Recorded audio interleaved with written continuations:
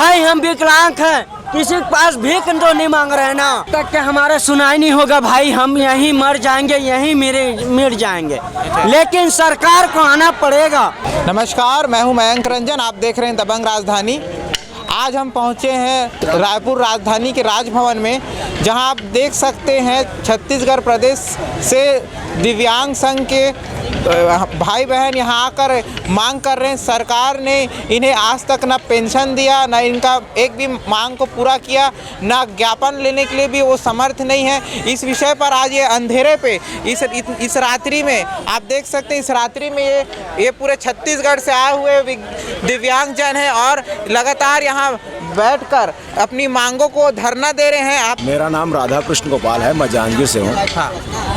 हाँ, इन विषयों को मांग के लेके आज आप यहाँ धरना दे रहे हैं। हम लोग 12 सूत्री मांगों को लेकर यहाँ पर आए हुए थे। तो हमको रास्ते में रोका गया और कहा गया कि यहाँ राजभवन है, यहाँ पर आप लोग चलो, आपकी बात रखी जाएगी। अच्छा। और कोई बड़ा अधिकारी आपसे बात करेगा और आपकी बातों को सुनी जाएगी। हाँ। तो हम लोगों ने कहा कि एक एक विषय पर बात होगी। तो उन्होंने हमसे कहा कि आप 5 डेलीगेशन लाए, हमने 8 डेलीगेशन लगाया और वो लोग बात भी किए।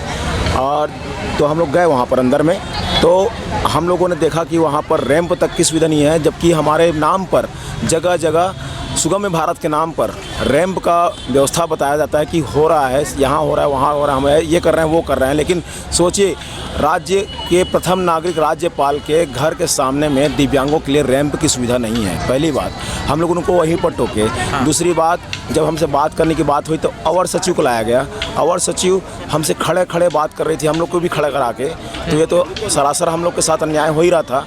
तो हमने विरोध किया वहाँ पर। तो फिर अंदर बैठाए और बैठ के हमसे एक एक बिंदु पर हमने उनसे चर्चा की बात की, क्योंकि भाई इतने दूर से हम लोग घसीटते फसीटते, परसों से हम लोग भिड़े हुए हैं। परसों हमने मुंगली में किया था, कल बिलासपुर में किया था, आज हम रायपुर में कर रहे हैं। तो हम लोग केवल ज्ञापन सौंपने के लिए तो नहीं आए हैं, हमारी मांगों को पूरा कराने के लिए आए हैं। तो उन्होंने बात तो सुनी, लेकिन उसमें कुछ भी लिखित में देने के लिए हमको मना कर दिया। साफ साफ बोले कि हम उस लेवल के अधिकारी नहीं हैं। तो हम उस लेवल के अधिकारी नहीं हैं वो, तो हम उससे बात क्यों करें? हम चाहते हैं कि जो जेन्युइन तरीके से अगर फर्जी साबित हो चुके हैं लोग, जो पीएससी से सेलेक्ट होकर आए हैं, उनको बर्खास्त करने में, जबकि उनका ही राज्य मेडिकल बोर्ड है, जो राज्य मेडिकल बोर्ड है उनका वही लिख के देता है कि संबंधित आदमी दिव्यांगता के लिए अपात्र है, तो उनको बर्खास्त करने में उनको दिक्कत क्या है? और साथ में जो हमारा 12 सूत्री मांग है वो कहीं से भी नाजायज़ मांग नहीं है। हम लोग जायज़ मांगों को ही यहाँ पर रखे हैं। लेकिन दुख की बात है कि जो मैडम हमसे बात कर रही थी, उनको हमारी पूर्व में दिए गए मांग पत्रों के बारे में कोई जानकारी नहीं है। मतलब इतना दुखद विषय है कि कोई हमारा लेटर यहाँ पर आ रहा है, वो पता नहीं उनके टेबल में जा रहा है या फिर डस्टबिन में जा रहा है। आखिर किसी फर्जी ऊपर कार्रवाई ना करने का आखिर इनको क्या चाहिए? सारे सबूत हम इनके दे चुके हैं। और इनका ही राज्य मेडिकल बोर्ड लगभग 5 शिक्षकों का और 3 अधिकारियों का राज्य मेडिकल बोर्ड से अपात्र घोषित होने का प्रमाण इनके विभाग में दे चुका है। लेकिन पता नहीं क्या चढ़ोतरी चढ़ता है कि क्या उनकी सेटिंग है, ये उनको बर्खास्त करने में इनका हाथ कांप रहा है। मैं आपको बता दूं, कई पीएससी से जो सेलेक्ट हुए हैं वो पिछले 3-4 बार सकलांग कोटे में ही आवेदन किए थे।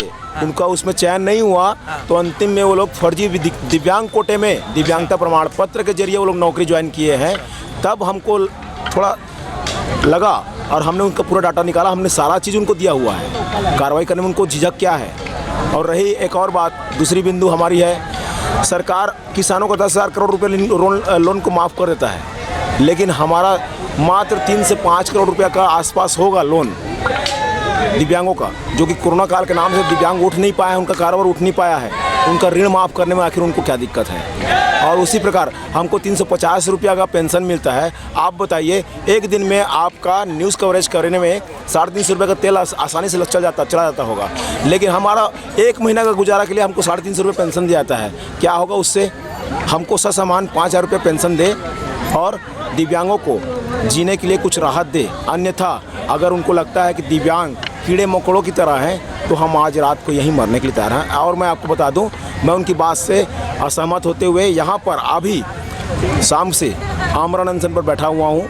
ना मैं अन्न ग्रहण करूँगा, न जल ग्रहण करूँगा, और मेरा साथ पूरे दिव्यांग साथी दे रहे हैं।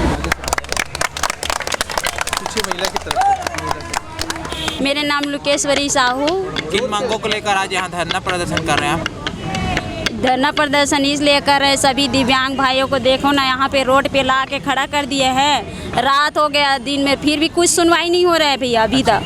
आप लोग इससे पहले मुख्यमंत्री जी के पास गए थे? तो कहाँ से आ रहे हैं, बिलासपुर से आ रहे हैं, मुंगेली जिला से आ रहे हैं, अब यहाँ आके हाँ, तो क्या जवाब मिला? कुछ जवाब ही नहीं मिला अभी तक, इतना रात हो गया है। तो क्या हम लोग कवर्धा जिला से आए हैं। कितना सूत्री की मांग है आपको?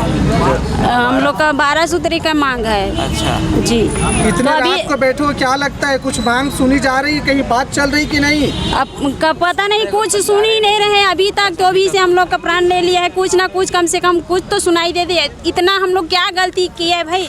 बाकी सरकार सब लोग का मांग पूरी कर रहे हैं, दिव्यांग लोग क्या खा रहा है, क्या कमा रहा है, बताओ तो। अभी आप गीत गा रही थी, गीत गा के क्या संदेश देना चाहती थी गीत में? गीत गा के इसलिए कि हम लोग कोई सुनाई नहीं दे रहे। भगवान है तो कम से कम भगवान उसका दिमाग को बुद्धि सद्बुद्धि दे। कम से कम हम लोग का इतना हाय लगेगा उसको, इन लोग हम लोग को कितना तड़पा रहे हैं यहाँ पे पता है। दरबार में आके चलो ठीक है, हमारे सरकार है, हमारे भी सुनवाई करेगा, सब के कर रहे हैं तो हमारा भी क्यों नहीं करेगी करके। तो यहाँ पे बैठे रहे, कम से कम देखो तो भगवान उसका सद्बुद्धि दो, कुछ सुनवाई करे, हमारे ऊपर कृपा करो। अच्छा, इतना रात को आप यहाँ धरना प्रदर्शन कर रहे हैं, अभी तक राजभवन से कोई अधिकारी आया है अंदर से? अभी तक नहीं आया। कोई नहीं आया? कोई नहीं आया अभी तक। इतने देर में अगर हम भगवान से भी कामना करते तो भगवान अपनी मूर्ति, अपने जो पत्थर को तोड़ कर भी निकल जाते। नरसिंह भगवान कहाँ से निकले थे? अपन जो पत्थर तोड़ कर निकले थे, है ना।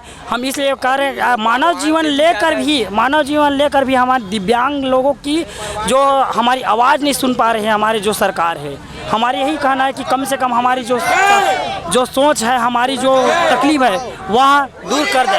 बस यही हमारी मांग है। ना हम राजनीति से लड़ते हैं, ना किसी से लड़ते हैं, पार्टी लेने से कोई मतलब नहीं। बस हमारी वही इच्छा है कि हमारी जो समस्या है वह दूर कर दे। क्या लगता है कब तक आपका धरना प्रदर्शन चलते रहेगा? जब तक नहीं होगा तब तक हम बिल्कुल भूख हड़ताल यहाँ से टरने का नाम नहीं लेंगे। अब यहीं रहेंगे? जब तक कि हमारा सुनाई नहीं होगा भाई, हम यहीं मर जाएंगे, यहीं मिट जाएंगे।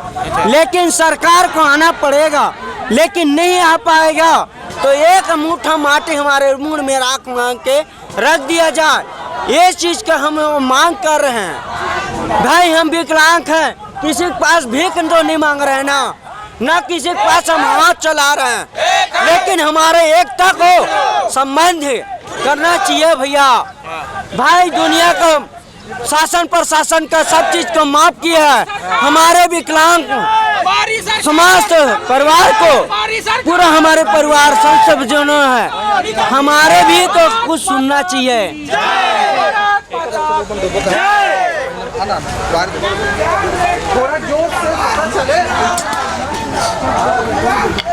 जैसे सर हमारे यहाँ बहुत तकलीफ़ है, क्योंकि यहाँ भी छोटे छोटे बच्चे भी हैं हमारे साथ और बहुत तकलीफ़ में सह रहे हैं। क्योंकि वहाँ बहुत तकलीफ़ में सहते हुए हम आए हैं, फिर भी हमारी बातों को नहीं सुनते हैं, क्योंकि वे गलत व्यवहार कर हमारे साथ भी अच्छे काम नहीं करते। इसलिए सरकार बहुत गंदे काम कर रहे हैं। क्योंकि पैसा है तो भरोसा है बोलते हैं, आपको भरोसा हो रहा है कि नहीं? मेरा भरोसा है सर, फिर भी भरोसा नहीं करते, विश्वास नहीं देते वो। क्यों विश्वास नहीं है? क्योंकि हमारी मांग पूरी नहीं करता, इसलिए। क्या लगता है इतना रात्रि को आप लोग जब यहाँ धरना प्रदर्शन कर रहे हैं? क्यों? तो हमारे लिए सर, दूसरों के लिए। अच्छा, ऐसे दुनिया है तो हमारे लिए भी क्यों नहीं होगा? हाँ। अच्छा, आपके साथ चलेगा कोई तो कहोगे कि हमारे साथ कोई है तो आपको एहसास होता है। हाँ। हमारे साथ बच्चे हैं, भाई है, सब अपने अपने दुख को बताते हैं।